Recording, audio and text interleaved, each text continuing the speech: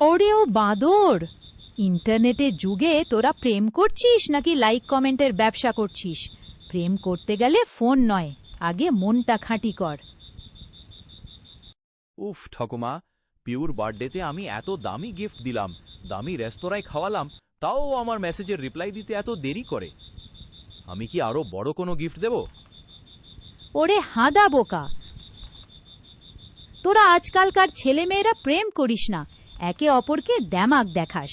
তুই টাকা আর গিফট দিয়ে একটা মেয়ের মন জয় করতে চাইছিস?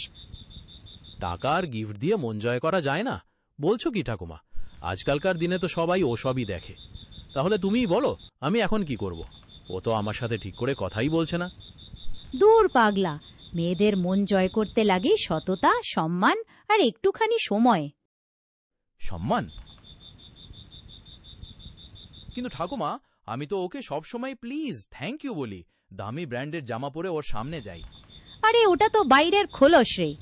তুই যখন ওর সাথে কথা বলিস তখন কি সত্যি ওর মনের কথা শুনিস, নাকি শুধু নিজের দেমাক দেখাস?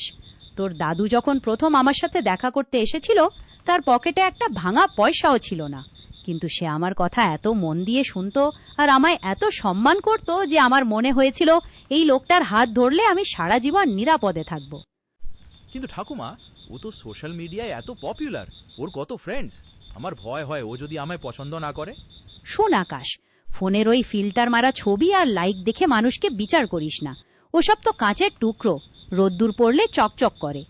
তুই নিজে যেমন ওর সামনে ঠিক তেমনই যা। কোনো নাটক করিস না, কোনো গেম খেলিস না। যদিও তোকে তোর সরলতার জন্য পছন্দ করে, তবেই বুঝবি ও তোর জন্য পারফেক্ট। আর যদি শুধু তোর টাকা আর গিফট দেখে, তবে আজই ওখান থেকে হাত গুটিয়ে নে। নিজের আত্মসম্মানটা আগে, বুঝলি? ঠাকুমা, পিউ ফোন করছে, এবার আমি কি করব? কোনো নাটক করব না তো? একদম না। ফোনটা ধর, খুব শান্ত হয়ে ওর সাথে কথা বল। ও কেমন আছে জিজ্ঞাসা কর, আর নিজের মনের কথা পরিষ্কার করে বল। কোনো লুকোছাপা বা চালাকি নয়। পুরুষ মানুষ হবি তো একদম কাঁচের মতো পরিষ্কার। মনের মধ্যে কোনো নোংরামি বা টক্সিসিটি রাখবি না। নে, এবার কথা বল আর আমি যাই। বিকেলে গীতা পাঠের পর তোকে আবার এসে জেরা করব।